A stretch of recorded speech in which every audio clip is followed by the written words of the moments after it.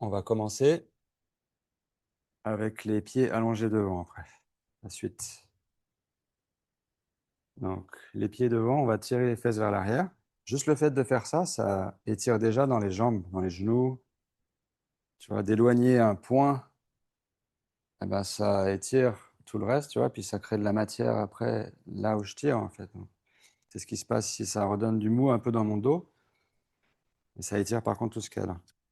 Puis là, avec vos doigts, vous pouvez appuyer pour vous redresser, et bougeant juste les orteils comme ça rapidement, flexion, extension. Remarquez dans vos jambes comme ça bouge.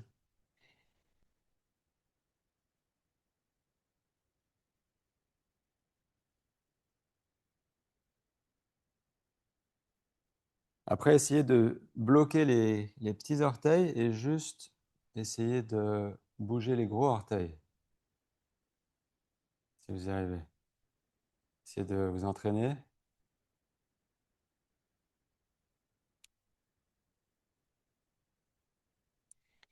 Ce que je pense, c'est qu'on devrait avoir le même contrôle sur nos pieds et nos orteils qu'on a avec les mains, en vérité, si on avait pratiqué. Et ça peut revenir. Et si ça revient, après, on aura une santé incroyable dans les jambes, dans le dos. Plus de problèmes de genoux, plus de problèmes de... Après, il y a plein d'autres choses aussi. Et après, on va tourner tu vois, l'un après l'autre, comme ça, avec les orteils. On part du petit orteil en avance jusqu'au gros, tu vois, comme ça. Tu y arrives bien? Ouais, ben en fait, c'est pas grave. Si tu n'arrives pas, tu le fais. Et c'est en train de. Donc, je parle toujours avec des caméras, ils arrivent à voir quand les neurones, un nouveau chemin se forme. Tu as déjà vu? Ouais, c'est comme des tentacules à l'intérieur du cerveau qui se cherchent. Puis après, ça crée une ligne qui s'arrêtera jamais après.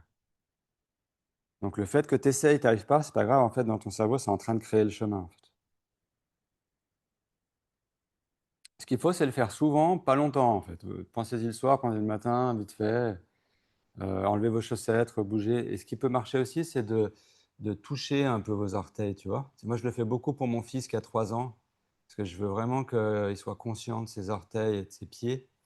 Puis je vois déjà, on a mis souvent des mauvaises chaussures. Je commence à voir son gros orteil quand ça partir un peu là. Donc j'essaie de le... Parce qu'en fait, on ne devrait pas avoir des chaussures fines à l'avant, mais c'est très difficile de trouver des chaussures comme on devrait porter. Et là, vous faites avec les chevilles, en avant, en arrière. Et si vous débloquez un peu les genoux en avant, en arrière, ben, il y a plus de souplesse dans les pieds. Juste, je relâche. Et du coup, je peux pousser plus mes pieds en avant ou tirer plus en arrière. Après, on fait l'inverse. Maximum, je pousse, mais je tire. Après, je fais l'inverse. Et après, ce que je peux faire, si j'ai bien la coordination, amener mon pied, relâcher mon genou, puis tirer ma hanche en arrière. C'est comme si j'essorais mon ventre après. Je change. Je reviens, je change d'abord les pieds, le genou, et après, je tire en arrière la hanche. Je m'utilise mes bras. J'inspire. C'est des manœuvres puissantes. Ça se travaille bien dans l'estomac aussi. Et après, je vais garder les pieds ensemble, faire des cercles. Je vais essayer de toujours utiliser aussi les orteils en avant, en arrière. Et après, dans l'autre sens.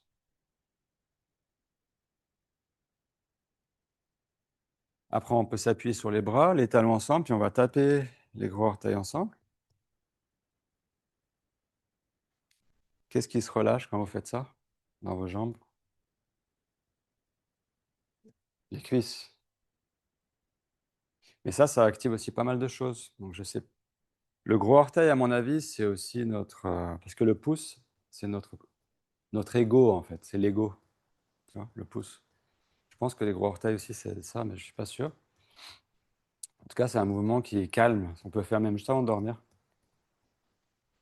Et après, vous pouvez séparer, puis rouler les jambes dans la même direction.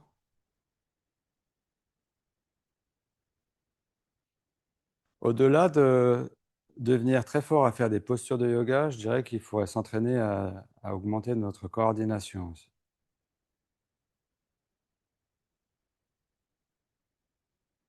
Et après, on peut taper au sol. On avait vu hier, c'était aussi pour drainer. Mais il y a plus du système nerveux, c'est derrière, en fait. Tu vois, c'est plus sensible. Si on vous dit on doit planter une aiguille, vous avez le choix. Soit on la plante à l'avant des jambes ou soit à l'arrière. Vous préférez quoi? Vous préférez à l'avant? Ouais, voilà. À l'arrière, tu sens que ça va te faire plus mal, tu vois. Donc on sait qu'on a, voilà, c'est plus sensible à l'arrière. Et après, on peut soit ouvrir les mains, soit fermer les mains, puis on va les taper sur les cuisses, entre les genoux et les hanches, sur le dessus. Donc vous pouvez taper sur votre corps avec les mains ouvertes quand c'est sensible. Quand c'est pas trop sensible, vous pouvez faire avec les poings fermés. Après, on peut faire sur l'extérieur des cuisses.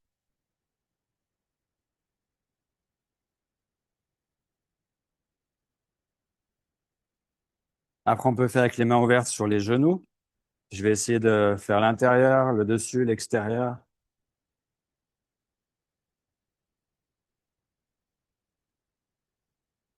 Après, je peux aller en avant.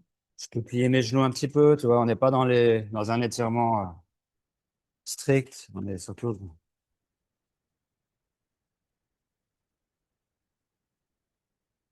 Et après, je vais venir donc sur le dessus des jambes, je vais tirer. J'inspire. Et après, je vais pousser sous les jambes ou sur les côtés. J'inspire, je tire la peau. Je vois le pantalon aussi qui tire vers moi. J'expire, je pousse. J'inspire, je tire. J'expire, je pousse.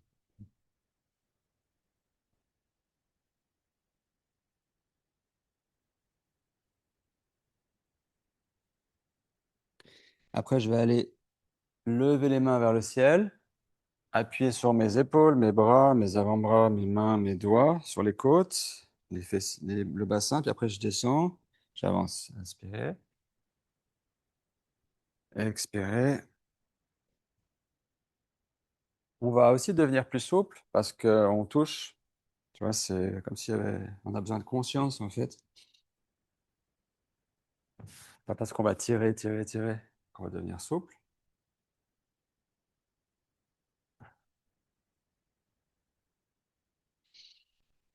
Et après, je vais aller poser mes mains, donc soit sur les côtés, derrière, soit je peux plier mes genoux si c'est difficile. Puis là, je vais essayer d'aller avancer. Donc, je vais monter le bassin. Et plus je suis à l'aise, plus je pourrais découper le mouvement. Aller d'abord vers les talons, après revenir, poser. Si j'ai besoin, je peux relâcher les mains à chaque fois. J'inspire en montant, je pousse bien avec. Essayez de remarquer avec quoi vous poussez dans le sol, dans vos pieds. Ok.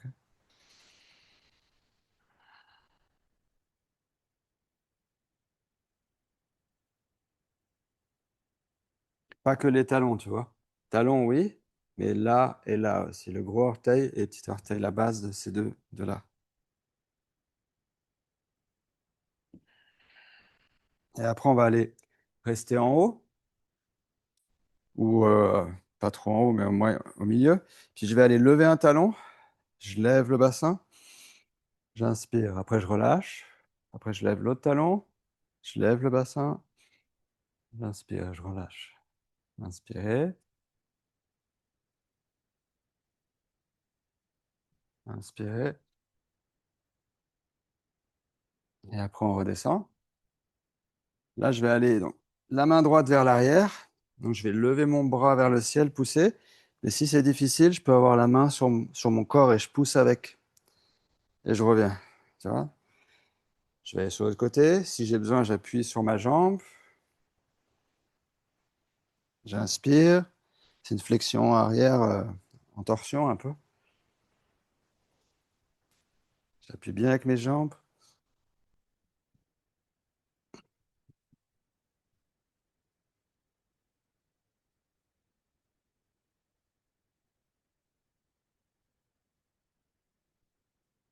Et après, on revient au centre. Ok. Là, on va aller ouvrir les hanches. On va aller doucement au début, tant que ça s'habitue.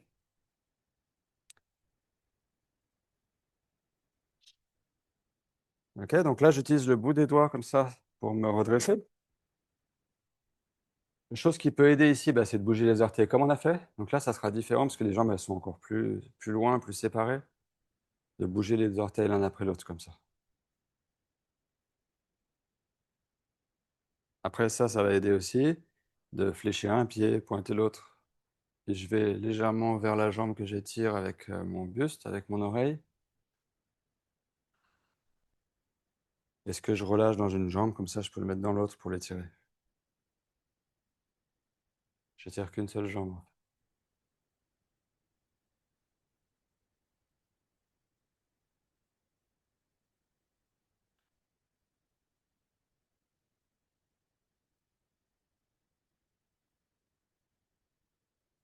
OK. Après, on va essayer de faire sans les mains. Vous pouvez essayer de ouvrir les bras, expirer, lâcher les épaules. Puis on peut faire un petit peu de mouvement avec les épaules, tourner vers l'arrière, tourner vers l'avant. Donc là, si ça tire beaucoup derrière mes genoux, je peux avoir les genoux un peu levés aussi, tu vois. Il faut bien que j'active plutôt les talons en fait au sol.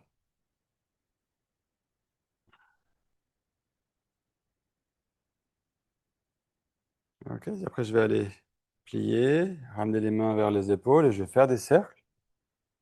Puis je peux me relâcher, tu vois, m'arrondir quand je descends, me redresser. Comme ça, j'ai un moment donné où je peux me détendre un peu. Inspirer, expirer, inspirer, expirer. Après, on peut faire en 8. Je traverse. Après, je monte, je suis sur le côté, je traverse. Je vais que sur un côté, après sur l'autre côté. En fait, même sans bouger les jambes, en bougeant le haut du corps, en bougeant la tête, en bougeant les bras, ça va aider. Après, au bout d'un moment, on sera plus souple dans les jambes aussi. C'est pas que les jambes qu'il faut assouplir si on veut devenir souple des jambes. Après, on peut essayer celui-ci où on va aller tourner vers la droite et je vais étirer mon bras gauche. J'inspire, je reviens. Après, je tourne vers la gauche et j'étire mon bras droit. Voilà, juste un seul côté. Là, je peux tout mettre dans un bras. C'est moins stressant en fait comme ça. Et quand je tourne à gauche, bah, ça étire ma jambe droite. Je vous en montre plusieurs. Il y a plein de choses qu'on peut faire en réalité. Après, je reviens au centre et je vais aller pousser ma main gauche, mais tirer mon coude droit. Après, je relâche. Et après, je pousse mon bras droit, je tire mon bras gauche. Si possible avec l'expiration. Donc là, il y a beaucoup de force ici, parce que c'est les os.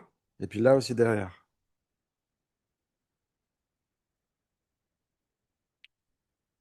Et après, si on est à l'aise, on peut commencer à tourner un peu plus.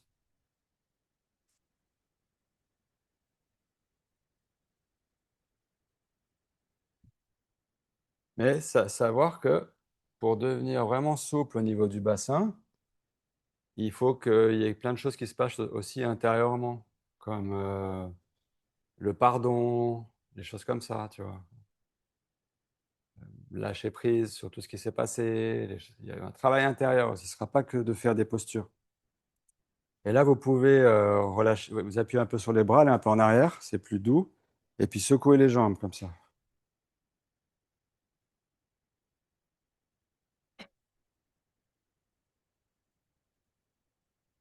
Et après, je vais aller m'appuyer sur le bras droit et je vais aller secouer ma jambe gauche. Donc, je pars du haut de la cuisse et je vais jusqu'au genou. Mon pied, il fait rien, en fait. C'est ma main qui fait rouler. Et après, je remonte. Je décolle un peu le muscle, la peau. Et dans le bassin, ça tourne comme ça aussi, le fémur. Après, je fais de l'autre côté.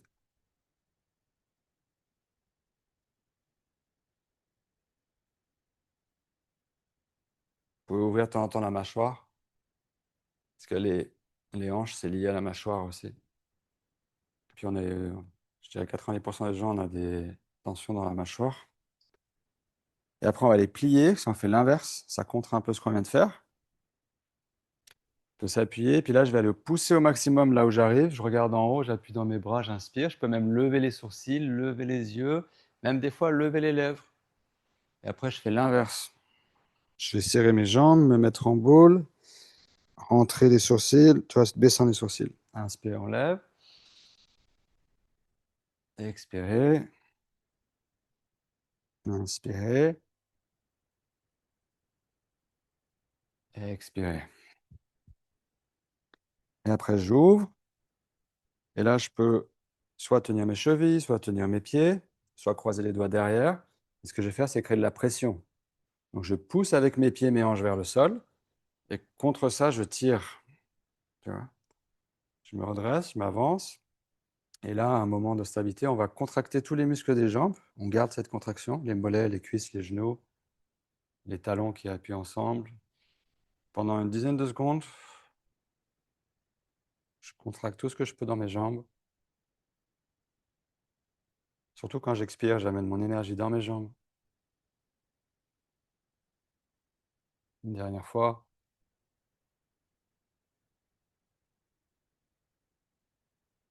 Et après, je relâche. C'est un peu actif, inactif comme étirement. Puis après, je peux secouer mes jambes. Et je laisse couler dans mes hanches. Si j'ai les... Tu vois, si tu as les hanches très ici, je pense que c'est mieux que tu te mettes comme ça, avec les bras en arrière. Ça, tu restes ouvert ici. Donc, remarquez si vous avez une tension dans une hanche quand vous faites ça, légèrement, tu vois. Donc, moi, je sens quelque chose dans ma hanche gauche, à l'intérieur. Donc, ce que je vais faire, c'est que je vais relever l'autre. Vous pouvez faire, si vous n'avez aucune tension, relevez une des deux. Et là, je vais aller pousser dans le sol avec ma hanche droite, ma hanche gauche. Je pousse dans le sol.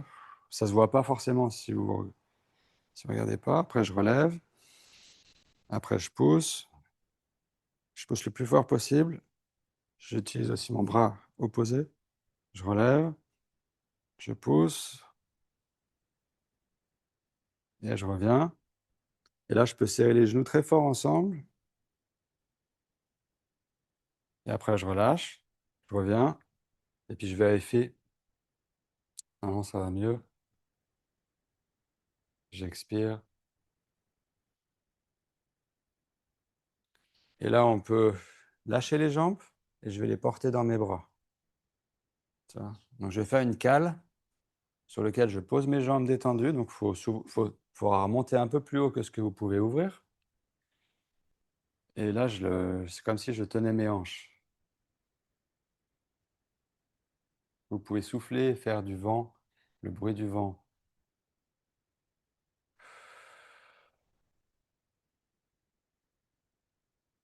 Les hanches, c'est ce qui nous permet d'avancer. Donc, les problèmes de hanches, c'est tout lié à ce qui va se passer après dans l'avenir. En fait, on a peur de ce qui va se passer demain. On appréhende. Donc, il y a certaines phrases qu'on peut prononcer qui peuvent aider en fait les hanches, comme j'ai confiance en l'avenir, j'ai confiance en la vie, des choses comme ça. Et après, on va ramener les genoux, puis on va séparer les pieds, les jambes, et après, on va tourner, on aura la place pour tourner la hanche vers l'intérieur. Je la laisse un petit peu se relâcher. Après, je relève un peu, je descends, je relève un peu, je descends, je relève un peu, je descends. Et en fait, là, ça tourne vers l'intérieur en spirale, et ça voudrait tourner encore dans le dos aussi. Mais sauf que ça tourne dans l'autre sens ici, ça ne veut pas tourner. Et après, je peux aller ouvrir, pousser dans le sol, tourner vers l'intérieur, pousser dans le sol. J'essaie de ne pas trop bouger ma jambe droite.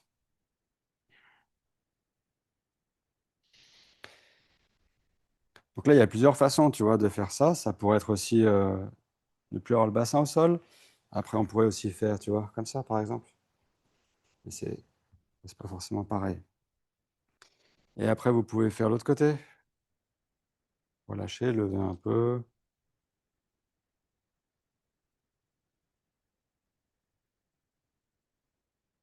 Donc c'est bien quand on travaille sur ça, c'est assez proche du dos, du bassin, d'avoir le périnée actif. Ça va vraiment protéger le dos. Après, on appuie, on relâche, on appuie. Ça met des tensions en relief. Ok. Et après, on va aller tourner les deux jambes, à gauche, à droite, une jambe ouverte vers l'intérieur, l'autre vers l'extérieur. Puis on va aller se tourner vers la droite. Je vais appuyer mes doigts là où ça m'aide pour être neutre. Et là, je vais garder mon genou au sol, lever le pied vers le ciel. Donc elle tourne vers l'intérieur. Ça isole le genou, la hanche. Après, je pose mon pied, puis je relâche en levant un petit peu mon genou. Je pose mon genou, j'appuie, je lève. C'est là le plus important, hein. Donc je le fais un peu plus marqué, tu vois. Et après, je vais laisser mon pied levé et je vais essayer de faire des cercles ou des flexions-extensions avec mon pied.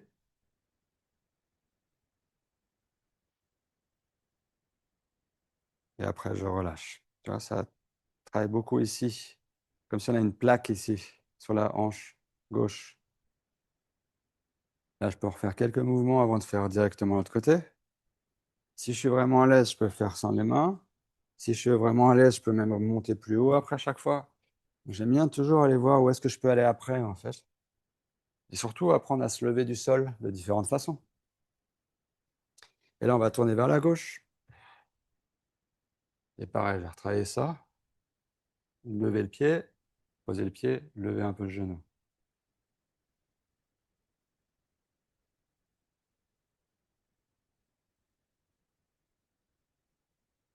Après, je vais garder le pied levé, bouger le pied,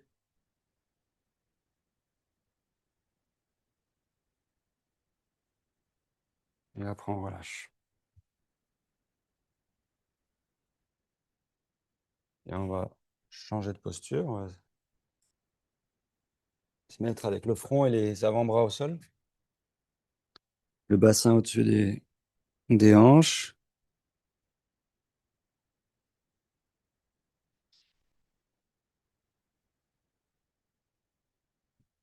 Et on retrouve juste le lâcher prise, l'expiration.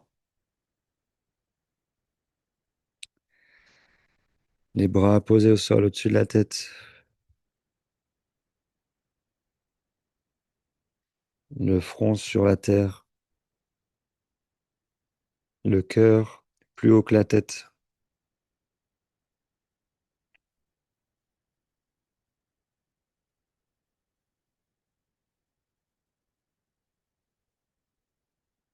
Dites-moi comment vous vous sentez.